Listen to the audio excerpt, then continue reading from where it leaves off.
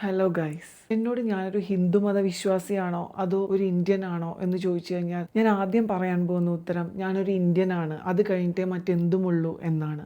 എൻ്റെ ജീവനും ജീവിതവും നിലനിർത്താനുള്ളതെല്ലാം ഞാൻ ഈ മണ്ണിൽ നിന്നാണ് എടുക്കുന്നത്. അപ്പോൾ തീർച്ചയായിട്ടും എനിക്ക് ഈ മണ്ണിനോട് തിരിച്ച് ഒരുപാട് കടപ്പാടുണ്ട്. എൻ്റെ ജീവൻ്റെ കടപ്പാടുണ്ട്. ആ കടപ്പാടിന് മുകളിലല്ല ഒരു മതപുസ്തകവും. നേരെ മറിച്ച് എൻ്റെ രാജ്യത്തിന് മുകളിലാണ് ഞാൻ മതപുസ്തകങ്ങൾക്ക് സ്ഥാനം കൊടുക്കുന്നതെങ്കിൽ, അതിൽ പറയുന്ന എല്ലാ വാക്കുകളും അക്ഷരം പ്രതി അനുസരിക്കുകയാണെങ്കിൽ എൻ്റെ സഹജീവികളെയും സഹോദരങ്ങളെയും ഞാൻ വെട്ടിക്കൊല്ലേണ്ടി വരും, ഇല്ലേ?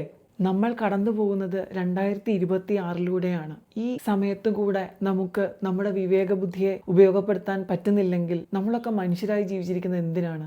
പറഞ്ഞു വരുന്നത് വന്ദേ മാതരത്തെ ചുറ്റിപ്പറ്റിയുള്ള വിവാദത്തെ പറ്റിയാണ്. ഞാനൊരു നാഷണലിസ്റ്റാണ്, ഞാനൊരു ദേശീയവാദിയാണ്. എൻ്റെ രാജ്യമാണ് എനിക്ക് എന്തിനേക്കാൾ പ്രധാനം. അതുകൊണ്ട് തന്നെ വന്ദേ മാതരം എന്നെ സംബന്ധിച്ച് ദേശഭക്തിയുടെ ഏറ്റവും വലിയ പ്രചോദകമായ ഘടകമാണ്. വന്ദേ മാതരത്തിൻ്റെ ആദ്യത്തെ 2 സ്റ്റാൻസുകൾ മാത്രമല്ല, തുടർന്ന് വരുന്ന സ്റ്റാൻസുകളും ചേർന്നാൽ മാത്രമേ അത് പൂർണ്ണമാകുന്നുള്ളൂ. നമ്മുടെ രാജ്യത്തെ, നമ്മുടെ മണ്ണിനെ അമ്മയായി കണ്ട് ആ അമ്മയുടെ ഓരോ ഗുണങ്ങളെയും വർണ്ണിക്കുന്ന ഈയൊരു ഗാനം തീർച്ചയായിട്ടും നമ്മൾ മാത്രമല്ല നമ്മുടെ വരും തലമുറയും അറിയുകയും പ്രചരിപ്പിക്കുകയും ചെയ്യേണ്ടതാണ്.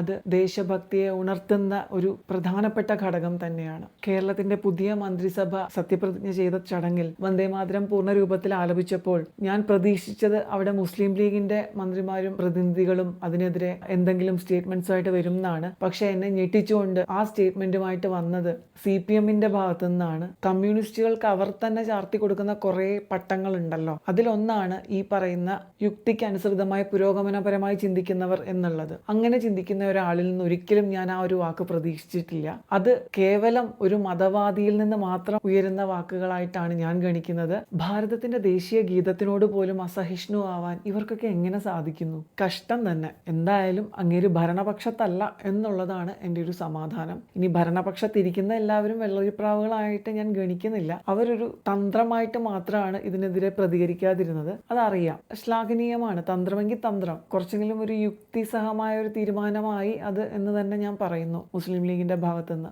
രാജ്യസ്നേഹം മോശമാണോ അല്ലയോ എന്നുള്ളത് നിങ്ങൾ തന്നെ ഒന്ന് ആലോചിച്ച് നോക്കൂ. മറ്റുള്ളവരെ ദ്രോഹിക്കാനല്ലല്ലോ ഞാൻ പറയുന്നത്. സ്വന്തം രാജ്യത്തോട് കുറച്ചെങ്കിലും കൂറ് കാണിക്കുക, സ്നേഹം കാണിക്കുക, അതല്ലേ പറയുന്നത്. അത് ശരിയാണോ തെറ്റാണോ എന്ന് നിങ്ങൾ തന്നെ ഒന്ന് വിവേചിച്ചു നോക്കൂ. അപ്പോൾ ഈ വീഡിയോ ഇത്രയേ ഉള്ളൂ. അടുത്ത വീഡിയോയിൽ മറ്റൊരു വിഷയമായി വരുന്നത് വരെ tata, bye bye, see U.